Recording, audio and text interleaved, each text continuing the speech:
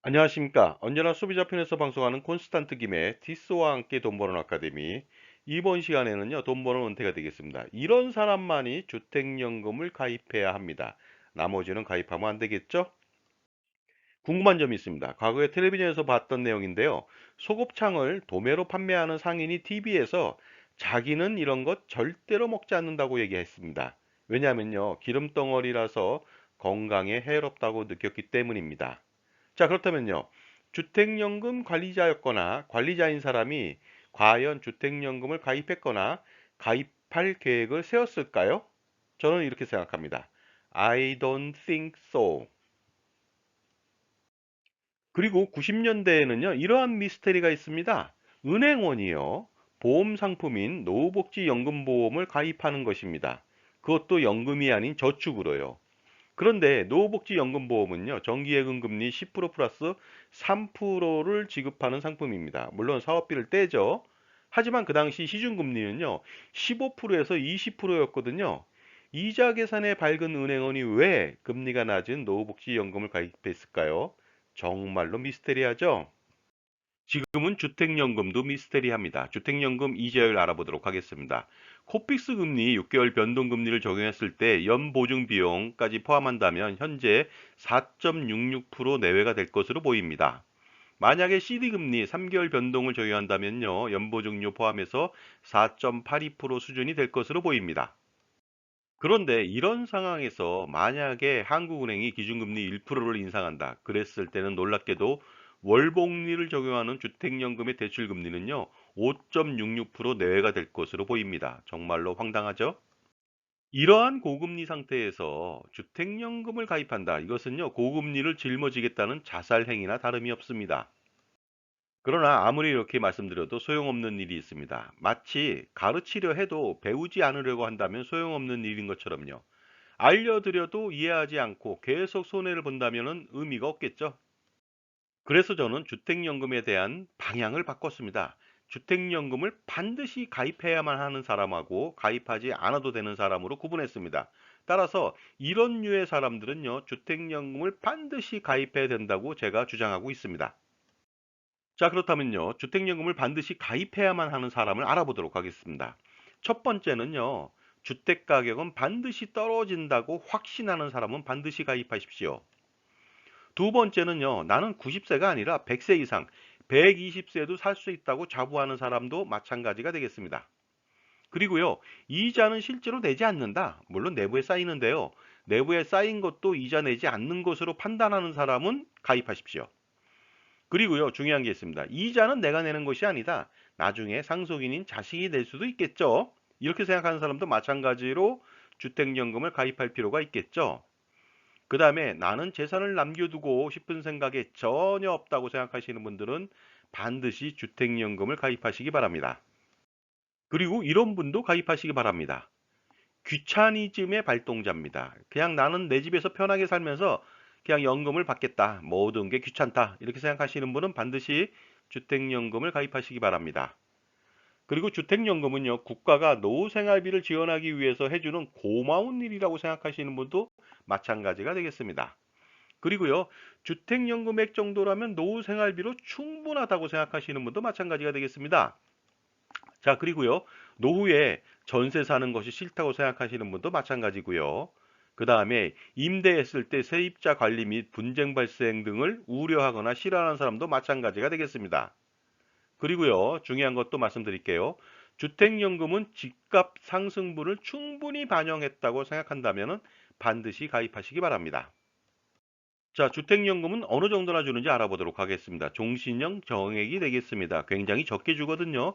65세 기준으로 주택 가격이 1억 원이다. 그러면 매월 25만 5천 원이고요. 3억 원은 76만 5천 원, 5억 원은 127만 6천 원, 7억 원은 178만 6천 원, 9억 원은 229만 6천 원, 그 다음에 12억 원은 260만 9천 원이 되는데요.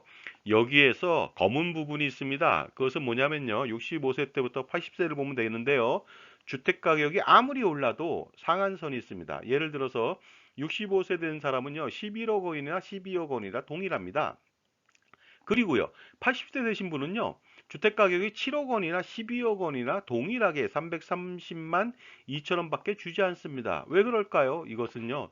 주택 연금액은 주택 가격에 따라 연금액을 더 주지 않는데 이유는 장수하는 리스크를 해지하기 위해서 그런 것입니다. 자, 그렇다면요. 주택연금에 과연 실질적으로 얼마를 받을 수 있을까요? 알아보도록 하겠습니다. 65세 때 연금을 받는다고 하면 기대 여명을 판단할 수 있겠죠. 남자의 기대 여명은요 19.2년입니다. 따라서 20년 정도 수령이 가능하고요. 부부로 살 수도 있잖아요. 그랬을 때 여자의 기대 여명은요 23.6년이 되겠습니다. 따라서 24년 주택연금 수령이 가능합니다. 그렇기 때문에 남자가 혼자 살면 20년, 아니면 부부가 산다면 24년 정도를 받을 수 있을 것 같습니다. 자, 그렇다면요. 이제부터 주택연금 누계 수령액을 알아보도록 하겠습니다. 65세 여자 기준으로 24년간 받는 연금액이 되겠습니다. 자, 주택가격 3억 원일 때는요. 65세 때부터 매월 76만 5천 원을 받을 수 있는데요. 24년 동안 총 받을 수 있는 주택연금액은요. 2억 2,032만 원이 됩니다. 따라서 24년 전에 신청했던 주택가격 3억 원에 73.44%밖에 받지 못합니다. 혹시라도 100세까지 받는다. 그러면 34년 동안 수령할 수 있는데요. 이때는 3억 1212만 원 정도가 되겠습니다. 이랬을 때는요. 34년 전에 주택가격만큼밖에 받지 못합니다. 그러나 주택가격은요. 34년 동안 오르지 않을까요? 매년 3%만 오른다 하더라도요. 34년 뒤에는요. 무려 3억 원짜리 주택은 8억 1958만 원인데 겨우 내가 받을 수 있는 것은요. 2억에서 3억에 불과합니다. 이번에는 주택가격 5억 원일 때는요, 65세 때부터 매월 127만 6,070원을 받을 수가 있습니다. 24년 동안 3억 6,751만 원, 주택가격 대비 73.51%에 불과합니다. 100세까지 산다 하더라도 5억 2,064만 원밖에 안 됩니다. 최초 주택가격만큼밖에 받지 못합니다. 하지만 주택가격 5억 원은요, 34년이 지났다. 매년 3%만 올라도요, 무려 13억 6,596만 원인데 겨우 3억에서 5억밖에 받지 못하니까 굉장히 적게 받죠. 자, 지금까지 제 정보가 만족스러우셨다면요. 구독과 좋아요 부탁드리겠습니다. 감사합니다. 계속하겠습니다. 다음은 주택가격 7억 원일 때입니다. 65세 때부터 매월 178만 6천 원을 받을 수 있습니다. 그리고요. 24년 동안 총 5억 1,437만 원을 받을 수 있는데 주택가격 대비해서 73.49%에 불과합니다. 100세까지 받는다 하더라도요. 7억 2,869만 원밖에 받지 못합니다. 주택가격이 34년 동안 3%만 올라도요. 무려 25원에 가깝습니다. 19억 1,234만 원이 되는데 나는 받을 수 있는 게 최대 7억밖에 받을 수가 없습니다. 자, 다음은 주택가격 9억 원일 때입니다. 65세 때부터 229만 6천 원을 받을 수 있고요. 24년 동안 6억 6,125만 원을 받을 수 있고요. 주택가격 대비해서 겨우 73.48%에 불과하고요. 100세까지 장수한다 하더라도 겨우 9억 3,677만 원밖에 받지 못합니다. 하지만 9억 원짜리 주택은 매년 3%만 올라도 34년 뒤에는요, 무려 놀라지 마십시오. 24억 5,872만 원인데 이러한 주택을 가지고서 겨우 6억이나 9억밖에 못 받다 보니까 어떻습니까? 굉장히 억울하지 않습니까?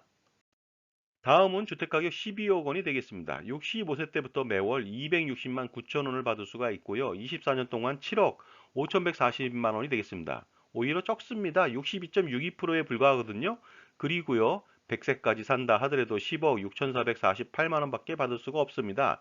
자기의 주택 12억보다도 적게 받습니다. 그러나 12억짜리 주택이 34년 동안 매년 3%만 올라도 주택 가격은 32억 7,829만 원인데요. 겨우 최대 받을 수 있는 것이 10억 정도밖에 안 됩니다. 나머지는 다 이자로 소진할 수도 있습니다.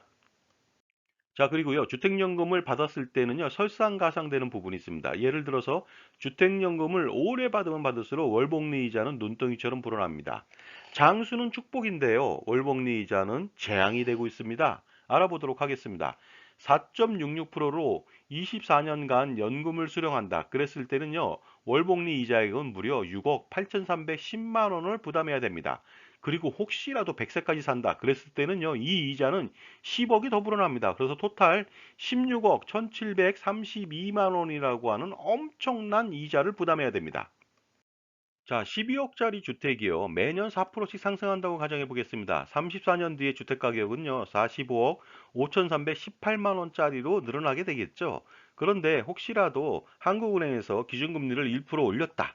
그러면요, 주택연금 월복리 이자율은 연 5.66%가 되겠습니다. 이런 상황에서 34년 동안 연금을 수령한다고 가정해 보면요, 겨우 10억 6,448만 원밖에 못 받는데 월복리로 부담해야 되는 이자액은 그보다 2배 이상 더 큰 배부담 배급이 훨씬 더 크죠. 22억 7,766만 원을 부담해야 됩니다. 결국 뭐냐면요. 내 주택 34년 뒤에 46억 원 가까이 되는 이 주택은요. 월복리 이자로 날려야 될 판입니다. 자, 이래도 주택연금에 가입하시겠습니까? 반드시 대안을 찾아보시기 바랍니다. 아, 그리고요, 주택연금에 필히 가입해야 되는 분을 한 분 더 소개해 드리겠습니다. 그분은 누구냐면요, 월복리 이자는 나는 전혀 두렵지 않다고 생각하는 분이 되겠습니다. 자, 감사합니다.